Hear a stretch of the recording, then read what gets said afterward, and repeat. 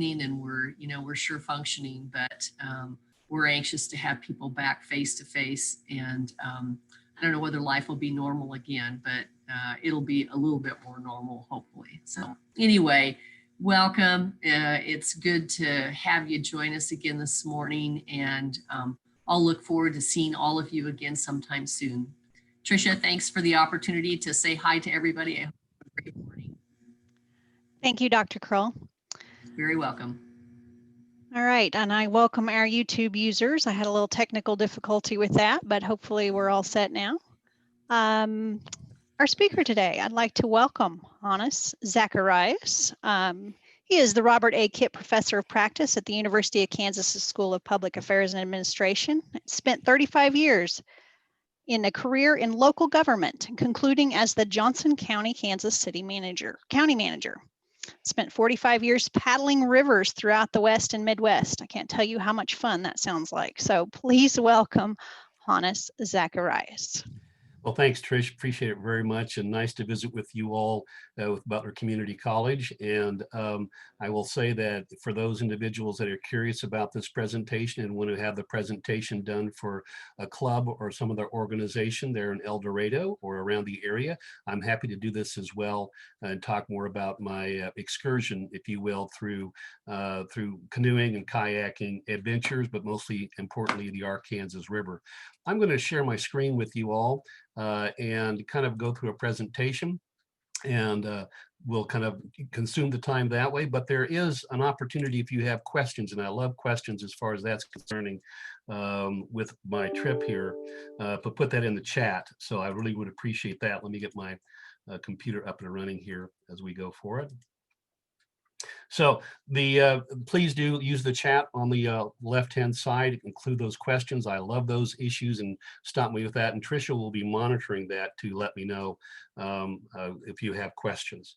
So my experience and background, just to give you some sense of that, by virtue of my professional activities, you've already heard that, but personal experience in doing rivers. I started out in the Boy Scouts and had the good fortune of going through the Colorado River through the Grand Canyon, and that kind of lit my enthusiasm for canoeing and kayaking throughout the Midwest. I've had 45 years of experience. I do a lot of national scenic riverways, mostly in the Midwest, the Buffalo River being one of those, 11 Point, Gasconade, 11 Point, the current Jack's Fork, etc., all been part of our lexicon. The Kansas River, which is beautiful, the Missouri River. In fact, I just got done doing an overnighter here this weekend. And then 2 long excursions, the Arkansas River. Actually, well, the Missouri River, I've done about 600 miles on that. But the Arkansas River, 2 different trips in 1976 and 2018. And that's what I'm going to focus on this morning as we go through it. This is the map of the area that I did here in 2018. Starting up in Tennessee Pass and going all the way down to the mouth of the Mississippi, which is Venice Light. They talk about that activity. The Arkansas River, to give you some orientation, is about a little less than 1,500 miles long. It is the 6th longest river in the United States and the 45th longest river in the world. And so it is a formidable, I think, river. It's now somewhat diminished in western Kansas and parts of central Kansas. We'll talk about that, but it kind of gives you a sense of the journey. And I did do this twice, and like in 76, and then 42 years later in 2018.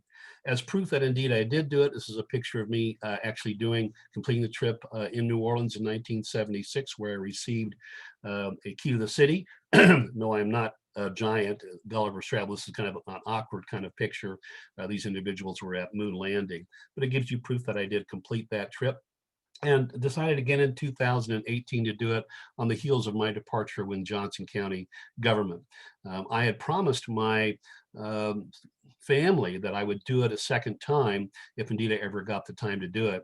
And the story becomes when I did my first trip in 1976, I went all the way down to New Orleans, but not all the way down to the Gulf of Mexico. And I promised myself if I had a chance to do it again, I would do it, but do the entire length of the river from its headwaters down to the Gulf of Mexico. And after a while, after some 40 years, my kids were basically saying, hey, either put up or shut up. So I decided, okay, I will do it a second time and try to chronicle that.